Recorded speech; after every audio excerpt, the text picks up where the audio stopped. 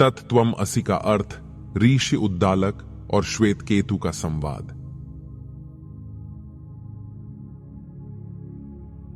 छांदोग्योपनिषद की एक कथा है। बात उस समय की है जब धौम्य ऋषि के शिष्य आरुणि उद्दालक का पुत्र श्वेत केतु गुरुकुल से शिक्षा प्राप्त करके अपने घर आया। एक दिन पिता आरुणि उद्दालक ने श्वेत केतु से पूछा, श्वेत केतु, अभी और वेदाभ्यास करने की इच्छा है या विवाह? पिता की यह बात सुनकर श्वेत केतु बड़े दर्प से बोला, एक बार राजा जनक की सभा को जीत लूं, उसके बाद जैसा आप उचित समझे। अपने पुत्र के मुंह से ऐसे अहंकार से युक्त वचन सुनकर ऋषि उद्दालक सहम से गए। वह बिना कुछ कहे वहां से उठकर चल दिए। श्वेत केतु अपनी ही मस्ती में घर से निकल गया। तब श्वेत केतु की मां ने ऋषि उद्दालक का चेहरा परख लिया और पूछा, आप ऐसे सहमे हुए से क्यों हैं? तब व्यथित होते हुए ऋषि उद्दालक बोले, श्वेत केतु की राजा जनक की सभा को जीतने की लालसा ही बता रही है कि उसने वेदों के मर्म को नहीं समझा। वह केवल शाब्दिक शिक्षाओं का बोझा ढोकर आया है। वह जब घर आए तो उसे मेरे पास भेजना। इतना कहकर ऋषि उद्दालक अपने अध्ययन कक्ष की ओर चल दिए। जब श्वेत केतु घर आया तो उसकी मां ने उसे पिता के पास जाने के लिए कहा। पिता के पास जाकर श्वेत केतु बोला, तात, आपने मुझे बुलाया? ऋषि उद्दालक बोले, हां, बैठो। इतना कहकर वह अपना काम करने लगे। श्वेत केतु से धैर्य नहीं रखा गया, अतः वह बोला, तात, आपने मुझे क्यों बुलाया? तब ऋषि उद्दालक बोले, श्वेत केतु, मुझे नहीं लगता कि तुमने वेदों का मर्म समझा है। क्या तुम उसे जानते हो, जिसे जानने से जो सुना न गया हो वो सुनाई देने लगता है, जिसका चिंतन नहीं किया गया हो वो चिंतनीय बन जाता है, जो अज्ञात है वो ज्ञात हो जाता है। तब श्वेत केतु बोला, तात, मेरे महान आचार्यों ने मुझे इसकी शिक्षा नहीं दी। यदि वे जानते होते तो उन्होंने मुझे इसकी शिक्षा अवश्य दी होती। अतः आप ही मुझे इस बारे में बताइए। यह सुनकर तथा श्वेत केतु की जिज्ञासा को जानकर ऋषि उद्दालक श्वेत केतु को घर से बाहर ले गए। ऋषि आरुणि उद्दालक श्वेत केतु को लेकर एक पेड़ के नीचे बैठ गए और कुछ मिट्टी उठाते हुए बोले, श्वेत केतु, जिस तरह जब तुम मिट्टी को जान लेते हो तब तुम मिट्टी से बने सभी बर्तनों को जान लेते हो कि वह भी मिट्टी स्वरूप ही है।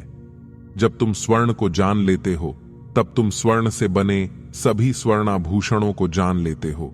उसी तरह अब तुम ही बताओ, क्या है वह मूलभूत तत्व जिसको जान लेने से तुम सबको जान लेते हो, जिससे यह संपूर्ण जगत बना है?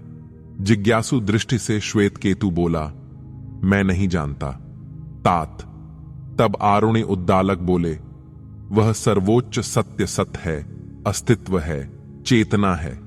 इसी चेतना से नाम और रूप के सारे संसार ने जन्म लिया है। जैसे स्वर्ण ही स्वर्णाभूषण है, मिट्टी ही मिट्टी का घड़ा है, वैसे ही चेतना या अस्तित्व ही सब कुछ है। इसलिए तुम वही सत्य चेतना हो। तत्त्वम असि तत्वमसि। तत्वमसि यह एक महावाक्य है जो यह घोषणा करता है कि तुम वो ही हो जो तुम खोज रहे हो। यह साधक और साध्य के ऐक्य को दर्शाता है। इसी महावाक्य के माध्यम से आचार्य अपने शिष्य को उपदेश करता है कि वह तुम ही हो जो तुम खोज रहे हो।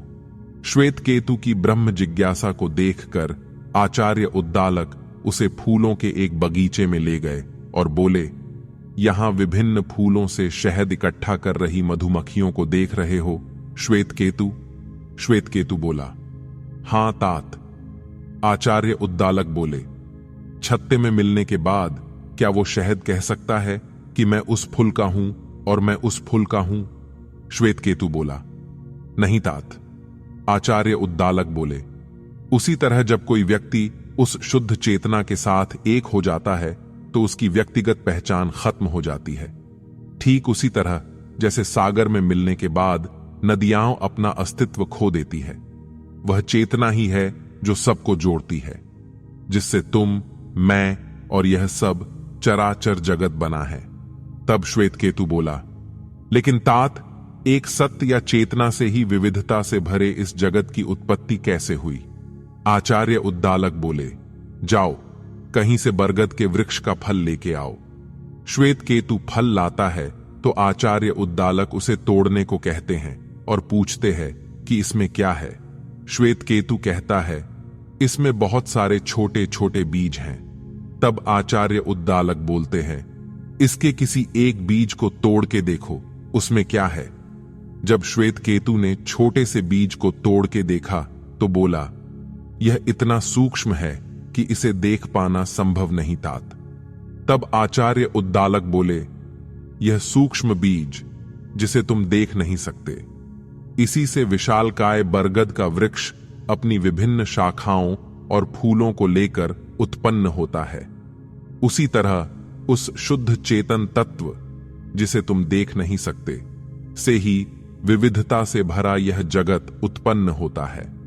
इसके बाद आचार्य उद्दालक ने श्वेतकेतु को एक लोटे जल में नमक घोलकर लाने के लिए कहा और श्वेतकेतु से लौटे की ऊपरी सतह से जल पीने को कहा और पूछा कि कैसा है। जल नमकीन था। फिर उसे लौटे के बीच का जल पीने को कहा, वो भी नमकीन था। अंत में उन्होंने उसे पैंदे का जल पीने को कहा, वो भी नमकीन था।